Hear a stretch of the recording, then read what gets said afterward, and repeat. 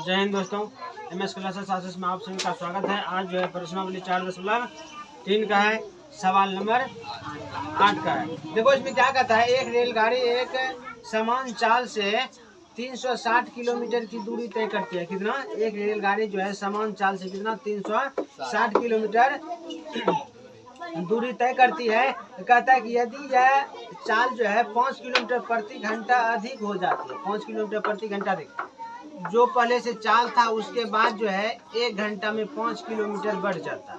जैसे मान लो कि 1 घंटा में पहले 10 किलोमीटर जाता था, तो अब जो है 1 घंटा में 15 किलोमीटर जाएगा। यही कहने का मतलब है। कहने 5 किलोमीटर 1 घंटा में 5 किलोमीटर क्या होता है? बढ़ जाता है। कहता हुआ उस यात्रा में 1 घंटा कम समय लेता है। पहले जितना भी समय लेता था और उसके 1 किलोमीटर में प्रति घंटा 5 किलोमीटर बढ़ने पर जो है उसमें क्या कहता है कि 1 घंटा क्या लेता है? समय कम लेता है। कहता है रेलगाड़ी की चाल ज्ञात करने के लिए कहता है। तो हम मान लिए, देखो माना कि रेलगाड़ी की चाल हम मान लेते हैं x किलोमीटर प्रति घंटा मान लेते हैं। x किलोमीटर प्रति घंटा मान लिए। देखो क्या कहता है, 300 किलोमीटर दूरी तय कर रहा है। कितना? 300 किलोमीटर दूरी जब तय कर रहा है तो मान लो 1 किलोमीटर में x किलोमीटर जाता है, तो 360 किलोमीटर जाने में क्या करेगा? भाग देगा उसमें। तो क्या करेंगे? 300 समय, तो क्या समय बराबर सूत्र क्या होता है? दूरी बटे चाल होता है। तो दूरी यहाँ पर कितना है? 360 है। और चाल कितना माने है? x माने है। कोई दिक्कत?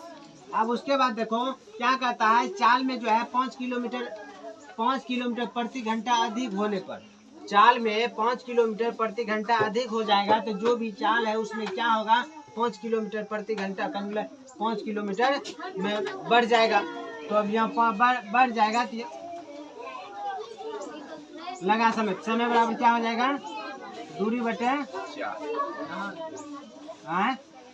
दूरी बटे चाल। तो दूरी यहाँ पर क्या है? दूरी कितना है? 360 किलोमीटर जाता है, 5 किलोमीटर बढ़ जाता है प्रति घंटा। यहाँ पर x प्लस कितना हो जाएगा? 5 हो जाएगा। कोई दिक्कत नहीं होता में। अब देखो प्रश्न में क्या कहता है, प्रश्न में कहता है कि दोनों कितना होता है? 1 घंटा पहले पहुंच जाता है। क्या होता है? इससे जो है ये घंटा पहले पहुंच जाता है। यहाँ पर है कितना? 360 बटे कितना x, इसमें घटा देते हैं किसको? 360 बटे x प्लस 5 को। 1 घंटा पहले 1 घंटा में पहुंचता है, 1 घंटा पहले पहुंचता है, इसीलिए बराबर कितने दे देते हैं? 1। अब देखो इसको हम क्या करेंगे, इसका हम एलसीएम निकालते हैं। कितना आ जाएगा? x into x plus 5। x से भाग देंगे इस दोनों में तो बचेगा क्या? यहाँ पर यही ना, यहाँ पर से 360 इंटू एक्स प्लस 5। कोई दिक्कत है मैं? अब देखो माइनस है, माइनस दो, इससे भाग दो इस दोनों में, x प्लस 5 दोनों कैंसिल हो जाएगा। बचेगा क्या? x गुना 360 गुना x कर देते हैं। कोई दिक्कत? बराबर कितना? 5 हो जाएगा। फिर हल्ला क्यों कर रहा है? जा उधर मारो सब। अब देखो यहाँ पर इससे गुना कर देते हैं। कितना हो जाएगा? 360 x हो जाएगा प्लस 5 गुना 360 करेंगे कितना हो जाएगा? कितना हो जाएगा रे? 5 या 15 1800 हो जाएगा। माइनस है तो माइनस दे दो। अब 360 गुना x करेंगे तो 360 x बटे उसको गुना कर दो, क्या आ जाएगा? x² plus 5। ठीक है ना रे? हाँ बराबर कितना? 5x हो जाएगा। बराबर कितना? 1 हो जाएगा। अब देखो यहाँ से 360 है, 360 एगो प्लस में है, एगो माइनस में है, दोनों कटा देते हैं, कैंसिल हो गया दोनों। यहाँ पर ऊपर में बचा कितना? 1800 बटे x² प्लस 5x बराबर 1 बचा। नीचे ने कुछ तो 1, इसको कोना कोनी गुना कर दो। 1 गुना इतना करेंगे तो यही रह जाएगा x² प्लस 5x बराबर 1 गुना 1800 आ जाएगा। कोई दिक्कत नहीं होता मैं। यहाँ से x² प्लस 5x इधर प्लस में इधर आएगा तो माइनस में 1800 हो गया। इधर बचा क्या बराबर 0 बचा। अब यहाँ पर देखो, अब लिखते हैं यहाँ ax² plus bx plus c बराबर 0 से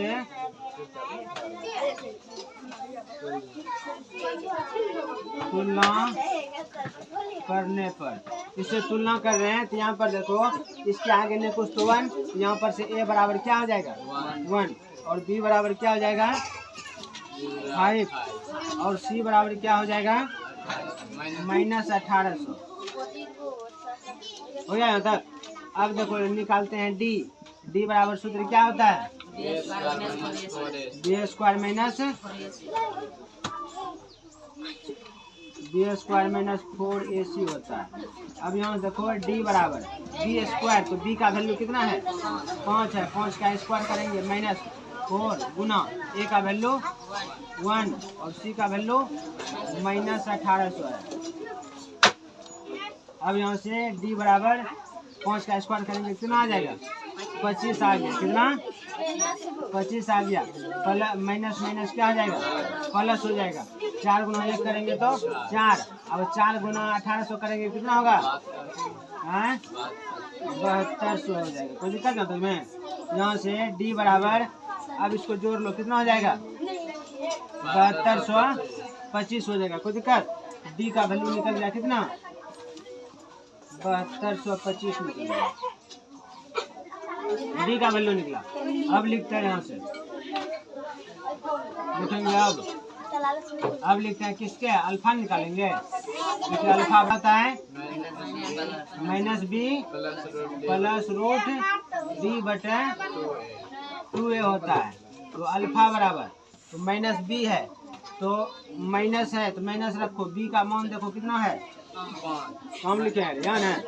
b का वैल्यू 5 है, 5 प्लस d का वैल्यू कितना है 7225 है। इसका वर्गमूल निकालो बटे कितना 2 गुना a का वैल्यू कितना है यहाँ पर 1 है 1। यहाँ से अल्फा बराबर माइनस कितना है 5 प्लस 7225 का वर्गमूल कितना होता है 85 होता है। 85 बटे 2 गुना 1 2। अब देखो अल्फा बराबर, इसको घटा दो कितना बचेगा 80 बटे कितना 2, इसको घटा दो 1 और 1 40। तो अल्फा बराबर कितना निकल गया 40 निकल गया। अल्फा का वैल्यू निकला। अब निकालते हैं किसका बीटा का। बीटा बराबर क्या होता है minus b minus root d बटे क्या होता है 2a होता है। यहाँ से बीटा बराबर माइनस d का वैल्यू कितना है 5 है, 5 माइनस d का वैल्यू 7225 बटे 2 गुना a का वैल्यू 1 है। तो बीटा बराबर माइनस 5 माइनस कितना आ जाएगा माइनस 85 बटे 2। यहाँ से बीटा बराबर कितना आ जाएगा माइनस में 90 बटे 2, इसको घटा दो कितना आ जाएगा 45। तो बीटा बराबर कितना निकल गया माइनस 45 निकला। बीटा का मान माइनस 45 निकला। तो हम लिख देंगे यहाँ पर ऋणात्मक मान कॉमन है। ऋणात्मक मान क्या होता है कॉमन होता है। तो यहाँ पर लिखते हैं रेलगाड़ी की चाल। देखो रेलगाड़ी की चाल हम क्या माने हैं x माने हैं। तो x का वैल्यू कितना निकला 40 बराबर 40 किलोमीटर प्रति घंटा। मतलब समझ में आया। आई होप आप लोगों को समझ में आया होगा। इसको कम